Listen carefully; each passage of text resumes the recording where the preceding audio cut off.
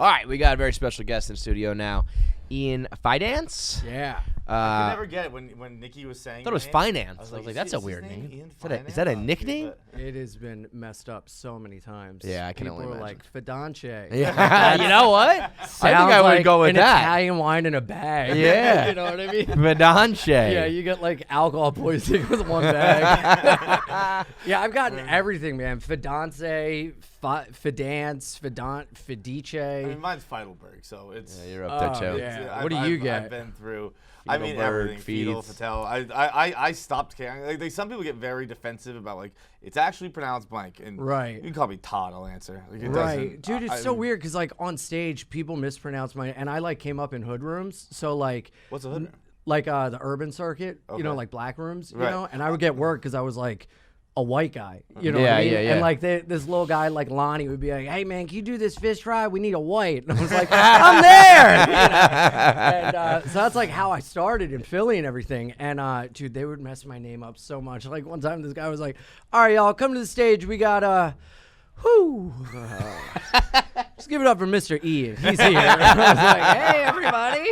You know, but it's so funny because like people really get like, you know, my name. Pronounce my name right. Like this girl like Sonia was like, "My name is Sonia," and I was like, "Give it up for Sonia," and she like shit on me when she got on stage. And I'm Fucking like, relax, a part man. of me is like, fuck you, but then another part of me is like, wow, is that what like self-respect is? Well, that's I was gonna say. He's always like, I don't know. Call me whatever the Right, fuck right, you want, right? because Yeah. I have no self-worth and it doesn't fucking matter. I know. I'm like, I'm just a worm. Whatever. I'm happy to be here. Like, it's a pretty basic That's request. a great point. I've never even thought about that. Pretty but basic it's just idea like- to just get my name Yeah, correct. yeah, I'm yeah. not asking for much know. here. It's, But I mean, I threw all that shit out the window second grade then. Yeah. It was. Yeah, I fuck was it, like, whatever. I don't care what you think. That's fine. Whatever. Yeah. It's fu- I'm legally obligated to be here, so call me whatever Right, you right, want. I right. don't give a shit.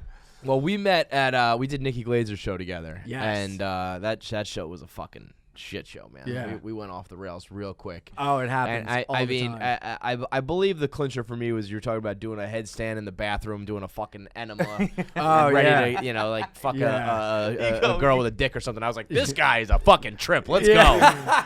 go. You go, where have I think you see, where's my life gone? Like, I used to get excited for Christmas. Chris is right. Yeah. That's really that was the takeaway where because that like that idea of like the loss of innocence and like boy life is just a fucking disaster now. Oh It's yeah, the most yeah. Like I relatable used to thing I've believe ever in the felt. tooth fairy, and then I'm getting my ass licked by a hooker in like a pay-by-hour motel using Cetaphil's lube, and I'm like, where's, you know, what? Where I used to search for eggs in my backyard, you know, for like a piece of chocolate. Now I got to get off by this hooker named Ping, and I'm like, Jesus Christ, what the fuck has happened to me, you know? It's so fucking true, man. Maybe not to that extent. I don't think I speak to that, but goddamn, it is true. There's just It's a cruel world out there, man. I know, but I got no other choice but to embrace it. you know? Well, yeah, I mean, I feel like that's just the lesson I've learned as we've gotten to know so many different comedians over the past, like 2-3 years maybe. Everybody who's in comedy and everybody who's good and Yeah. funny is fucked up, man. Oh, yeah. Seeing some shit. Yeah, You know? I mean, normal people are so boring. Yeah, you know that's what so I mean? true. Just like I guess I'm just drawn to people that have issues because it's so like relatable and like I can understand, they can understand. Like I was an alcoholic for over a decade, and I've been in like hospitals, detox, jail, like halfway houses, and so Seen I'm it like all. gravitated towards people that are like, yeah, I used to do crack, and I'm like, we're hanging out. Tell me more. Yeah. Or even just issues like I get depressed, I'm anxious. I'm like, okay, cool. I can You're relate. my guy. Yeah. I can relate. you Right. know? Well, I mean, I feel like a lot of times people will be like, you know, I'm not gonna listen to that guy. He's fucked up. And it's like I can speak to all Yeah. sorts of shit now. Totally. Like, if you live a happy life, Totally. I don't get it. bro. I fight for the other team. I think it's almost like it's come around where it's like when you were a kid and you wanted the braces and the broken arm, and it's like Yeah. and like you wanted to come from the messed up family. Like What? I have What are you this, talking I have about? the sadness that you can only have if you were raised in a happy home. Like, it's a different one. Mommy and daddy loved each other and stayed together, and it's fucking different. So where does your sadness come from? Fuck if I know, Ian. The fact that you got too many presents? I didn't know what toy to play with. I had so many. I'm sad.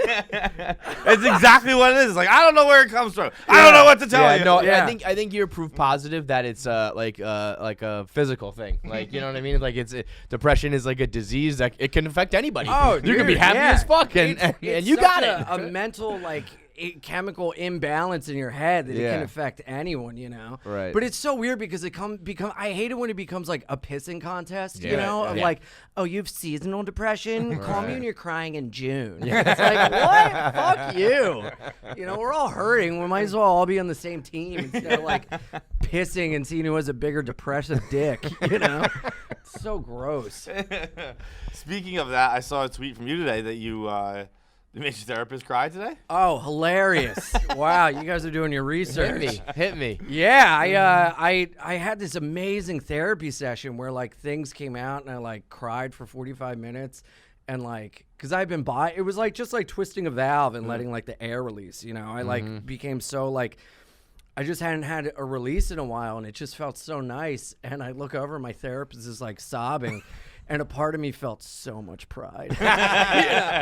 If we are doing depression, Dick, I got a Yeah. Mine's 13 inches Yeah, soft. yeah. Like that. Yeah. That's someone who professionally hears the most fucked up stuff. Yeah. And even she was like, I know. "Whoa, buddy." I know. But it's the thing, like, I've been with her for so long and she's seen like so much growth and we've, you know, whatever. And then like, you know, even as much as you think you can like open up and whatever, I feel like you still have these little things inside that are eating you up alive. And I've had to like incrementally like release them. Yeah. And it's like Gabrielle Union was talking about, she's been in therapy for 23 years.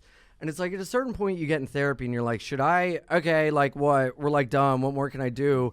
And I feel like that's a part of your brain that's like, okay, give up so you don't get better. You know, like I feel like you have to reach these tiers, like leveling up. And I feel like I definitely leveled up, and I definitely want her to like put my evaluation, like hang it on the wall in like the therapy hall of fame, you know? Do you ever think do therapists go to therapy every day? Like, Oh, well, dude. For all the stuff they take on. So many therapists are now getting involved in psychedelics as a means of dealing with like the crazy shit that they have to just like hear? compartmentalize in the office. Really? Yeah. Yeah, it's like becoming like a huge thing with therapists and psychiatrists because like you're just internalizing everyone else's trauma. Yeah. And like you gotta let it out. Yeah, you like, I know? can barely handle one person's. You're handling like fucking 10 I a day. know. I can't handle one person. Yeah. I just zone out.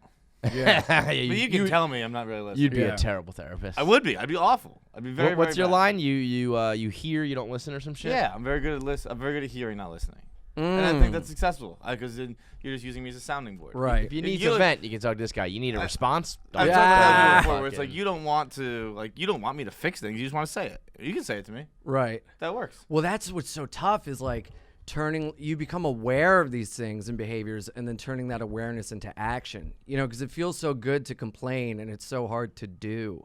Yeah. Oh, yeah. Like oh, yeah. it's like we could just like complain forever, but like I think that's the point of because like after that session, I talked to her on the phone. I was like, yeah, I don't think I could come in this week because I wanted to like not go further. You know, I was like, I need time to decompress. And she like hit me up with some bullshit that was like, well, you know, when people have like kind of a breakthrough, they can either move forward and get better, or they can just kind of slide back and think it's enough. But it's up to you. And I was like, Gloria, you glorious bitch.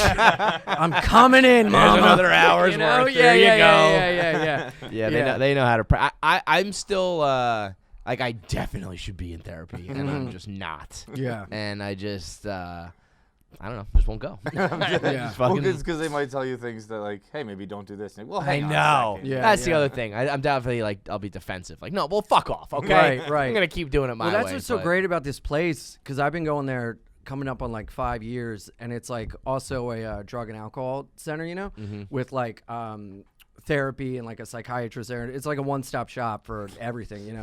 And It's like big neon sign, like if you're fucked up. yeah, Come on by. yeah. Like in From Dusk Till Dawn, this Cheech Marin up he's like, we got big pussy, we got big problems, little problems. Your mom beat you, your dad molested you. Come on in. But like I've been there for so long, and they like let me like leave, and they let me like yell, and they let me be like sit in silence for 45 minutes, and they're like, okay, just come back next week. Like it was very. Because like every other therapist I have, I've had more therapists than there are letters in the alphabet. You know, it's like I just have. Would they like effectively like fire you? Would they be like, I can't like get out of here? No, I would that sort of fire thing? because Or, it's like yeah, it's okay. like lifting weights. Like you look good for a day, and someone's like, "You look good." You're like, "Well, I got what I wanted." Yeah. Fine, you know. And the Yeah, second yeah. they'd be like, "You're doing well," I'd be like, "Time to See you quit." later. And then it's like You they. get fired by a therapist. Whew. Oh, I know, I right? I thought it was like, you're too much. Well, I dude, had a it's- buddy a whose lot of accountant fired him therapists are once. fucked up, You what? man. I had a buddy whose accountant fired him. Really? Yeah, I can't handle your he emptied finances. his 401k to go to Vegas. And he's like, I'm done dealing with your money. Wow, that's incredible. Well, it's like so many therapists. That are is the one to put on the fucked fridge, up, like- you know, like therapists are fucked up. Some of them, like, dude, there's this one therapist that like all the comics go to because like, well, it's easy. He knows comedy. I don't have to explain what JFL is. It's like, What's JFL? Just for laughs. Oh. It's like, oh, you're going there for acronym knowledge? Yeah. Like, fuck you, you Yeah, know? no. And this guy, like, wants to be a comic. So, like, then That's they the last like, guy you wanna go to. compete, and they're like, I made him laugh to, like, Yeah, other fuck comics. off. It's like, what are you doing? Yeah, that's very odd. That is Yeah. funny to think though that there's some guy out there that has all like a lot of like the circuits Yeah, like info. an like I oracle almost of wouldn't want no- that. Just Yes! because Yeah, it's he like, wants to burn Yes! HIPAA. Like, yeah. Oh If my he God, ever I decides know. to snap, forget it. know. Everybody's getting aired out. I know. There's That'll like be a a book priest I'd in read. jail just knowing everyone's secrets. Yeah. Can you get is HIPAA? Is it illegal? Or you just get fired? I'm sure Like- it's like- illegal, right? Well, it's like you can like listen to everything, but if someone talks about like self-harm or like harming Gotta others, speak then up, you're right? allowed to be like, hey, whatever, you know, like if you're like, I have a body under my floor, they can't just be like, well, let's process that. Be like, okay, 911. I mean, I would read the shit out of a book of like the therapist for the stars, the therapist Right. for like the comedy world. Like, Yeah. I wonder if there is a book of like a therapist like spilling the tea, sis. I mean, You know? do I that mean, shit it's like- anonymously and You fuck probably Yeah. can. I mean, it's like the #1 bestseller in New York Times right now. It was a book by Anonymous. The Warning Done. Trump book yeah. is written by Oh. like someone in the White House who didn't want to get fired or prosecuted. Is so that it's- what the whistleblower stuff's about? No, it's different. Oh. But I feel like, by the way, you can't like someone knows there's a paper trail to that guy. Right? Somehow, There some way, he had has to to tell his be. fucking story somehow. yeah, You had to get apparently it he's- published. And Yeah. I think like General Mattis's speechwriter is the #1 suspect, but it's like it's the #1 book. It's called Warning, a story of the Trump White House, and it's just written by. It's Anonymous. called Warning, a speech for Mattis. Yeah. It's like, oh, how'd they know? So what? How'd you link up with Nikki? Oh man. So Bonnie McFarlane was shooting a movie, and a dear friend of mine, Karen Fian, who's like super funny. She was like, "Hey, you should put Ian in it." And I had known Bonnie for a bit, and we did like a road gig together and became buds. And she was like, "Yeah, sure. Here's a little part, whatever." And when we were shooting, I had to be in like a holding area, and Nikki was in there, and we just started like talking and laughing. And Bonnie's daughter, for a while, was like the meanest 9-year-old you've ever met in your life. Like Bonnie and I did a road gig, and in the van, like the first time I met her daughter, she goes, "Are you a crack addict?" yeah. And then in the van, she's like, What the fuck is it to you? Yeah, in the van, she's like, "Ian, you're so lonely. Tinder?" Because I was like swiping on Tinder, and I would hit back, and I was like, "Hey, Raina, you see that dumpster? That's where you're gonna end up if you don't shut the fuck up." And Bonnie was like loving it. So while we're in This is this a 9-year-old girl. yeah. So like, what? Well, it's a daughter of Bonnie McFarlane and Rich Right. Voss. Like, she has to be a fucking Yeah. monster. And so we were in this holding area, and Raina got a hold of my phone number, and she was texting me the most evil shit. Like, yeah, I bet you're into hentai, you fucking loser. Like, all this shit. She's 9 years old, and I'm just like relaying it to Nikki. We're like laughing our ass off, and then I'm like sending a picture of me giving the finger to a 9-year-old, you know? And I'm like, Raina, this is a police. Stop abusing this man. Dude, a 9-year-old saying you're into hentai is about as mean as it fucking gets. Oh, dude, it was hilarious. I have all the text saved. It's the funniest thing in the world. Nikki is still on my phone as a child abuser. Or no, child bully enthusiast. That's what she's in my phone as. And we became buddies because we were just like making each other laugh so hard. And then we would just like text each other because she was in like LA for a while. And I saw her and because I'm like a big smoker, cigarettes. Yeah, which I appreciate, like an OG cigarette guy, Oh right? yeah, Like, soft pack. We're not doing Juuls. We're not doing vaping. You fucking cancer stick to the fucking throat. I'll suck a dick, but I ain't gay. You know, it's like fuck that. You know.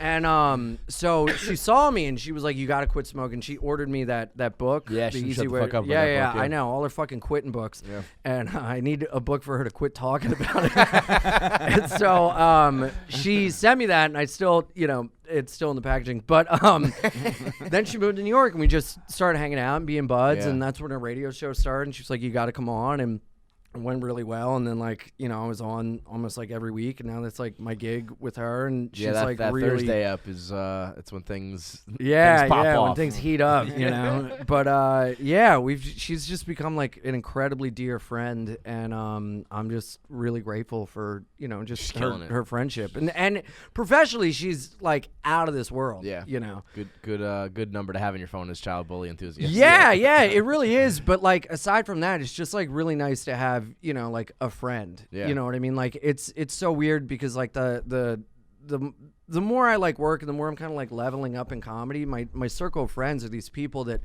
I'm just like professionally this is like insane, but the fact that I get to like hang out and just call you a friend is like so meaningful. Mm-hmm. You know what I mean? Like it's really, really neat. Yeah, I mean the shit that we were talking about on that episode was there's only a certain circle of people who can like handle that kind of humor, those kind of topics, and it's like once you find those people, you kind of zero in on it. Yeah, and then you go on a date, and these people are like, just like so boring, and I'm like, are we gonna talk about like a hooker's ass, or are you just gonna tell me about your accounting job? It's always accounting. I know. Or like my startup. It's like, ugh. I mean, between Nikki and you're on the road with Attell now. Yeah. That's, I mean, it's Attell about as high as you can be with those Attell two. is like just so revered by other comics. Like, he's successful, obviously, but within the comedy like respect world, there's nobody, right? I mean, it's out like of control. always. Whenever I ask other comedians who are your favorite comedians, Attell, Of course. every Mount fucking Rushmore. time. It's crazy. You know what I mean? And he is just so good and quick and amazing. And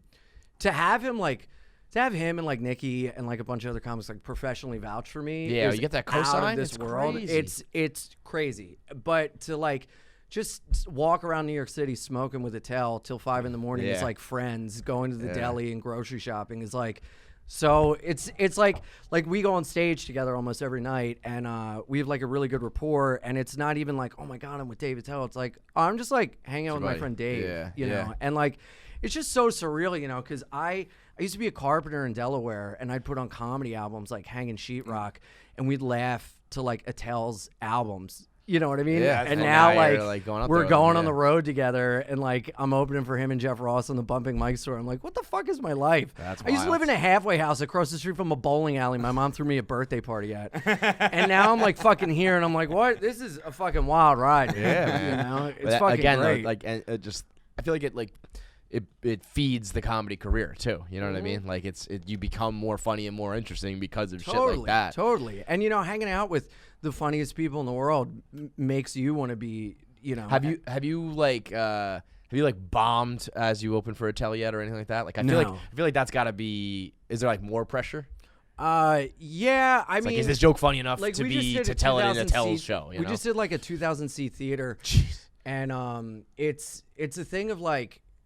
I just feel so comfortable around him where like I can go new and make it work, and it feels like really good. And because he'll be like